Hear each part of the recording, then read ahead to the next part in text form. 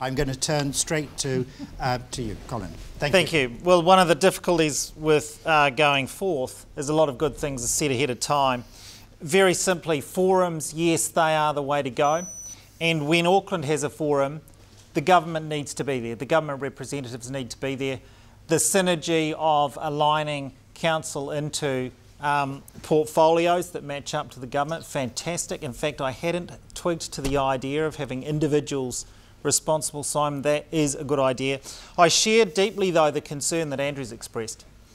If the Mayor of Auckland is simply a political electee from the National or the Labour Party, I do fear that we will not truly get Auckland represented. We will get an ideology represented, we may get a party view represented, but we will not have Auckland's interests placed first and foremost. Yeah. And on that I am concerned in the way that this particular election is developing, and I think we need to emphasise again, this is in the interests of Auckland, and it has to be Auckland that the Mayor is going to represent. Finally, it's about, if you make a friend, you go to their place, they come to yours. The Mayor and officers need to be going to Wellington on a regular basis. It's important that ministers are involved and come in and sit on the Auckland Council. Why not? We are all working together. That's the consensus that we have. Auckland and Wellington working together will produce the best result. Fine, thank you very much indeed. And I'm well, you're by all means give them a hand. But very sadly, I'm not going to give you a question because I'm so mindful of the time. John, relations with Wellington. If I'm elected Mayor of Auckland on October the 9th, I will represent to the best of my ability the people that voted for me and the people that voted against me. Cronyism will have no place at the new Auckland Council. We will need to be political, we will need to leave political persuasions at the door if we're going to unite a greater Auckland. I have an excellent working relationship with Wellington. I spent 18 years as a Member of Parliament. I spent 6 years on the front bench of 2 government. I sat in a National Party government. I was Minister of Tourism, which is critical to our economic future for Auckland, and I was Minister of Local Government that taught me how important local communities were and how we need to embrace them to make a greater Auckland. In about 2002, I had a phone call from a local Member of Parliament to say to me that the Ports of Auckland were about to sell the 27 hectares of Westhaven to a very nice foreign investor. I immediately rang the Prime Minister at 11 o'clock at night and said, we need to talk when you're in Auckland. Helen Clark came to Auckland the following day, and with the local Member of Parliament we sat down and said, we are going to buy that asset for the people of Auckland and future generations. With the support of the government, I spent $50 million of your ratepayers' money, and I secured that magnificent piece of social economic infrastructure for future generations that can never be sold. That we already owned. When I came back to the second Auckland Mayoralty,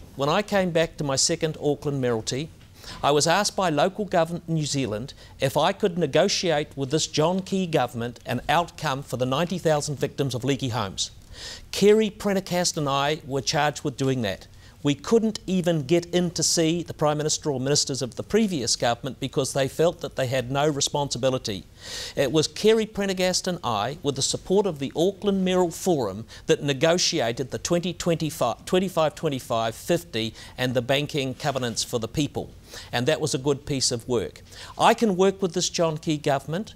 I can work with anyone of political persuasions because there's much more that unites us than divides us. There's much more that unites us with Wellington than divides us to Wellington. We've got to make Wellington work so Auckland can work for Wellington for New Zealand.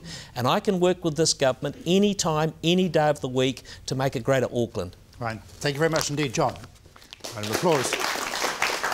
Likewise, I'm sorry, I'm racing to the finish here because we're over time.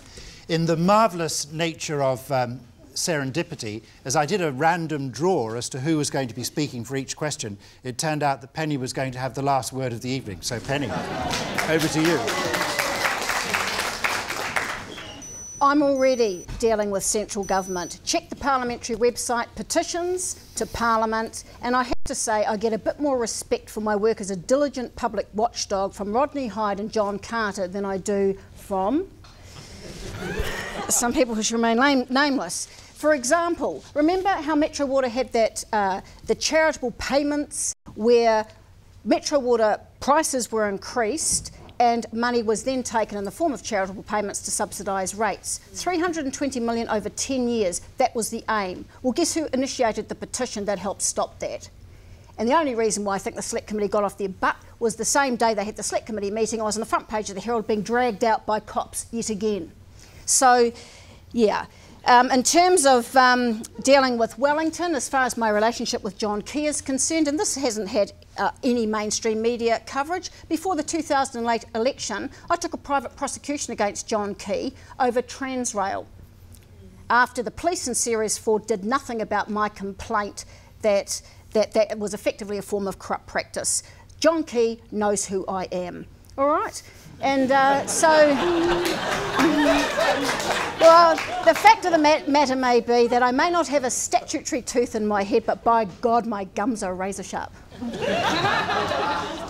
Thank you very much indeed. Now, it's been, I hope, a very informative evening in that forum, a sense of being able to hear from the 7 candidates on these 3 issues, and some very good questions from all of you. And I'm sorry that I've not had a chance, Jason, to get more back out to our online audience. I'm just going to close very briefly by, first of all, thanking all my Unitec colleagues, because lots of students, lots of faculty members have been involved with making these 3 forums work, so a big thank you to you. Secondly, yeah, give them a hand, give them a hand.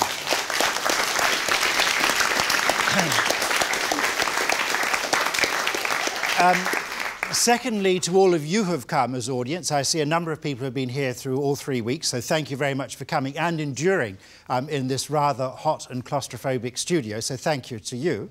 But lastly, thank you to the 7 candidates for coming along this evening and sharing your thoughts with you.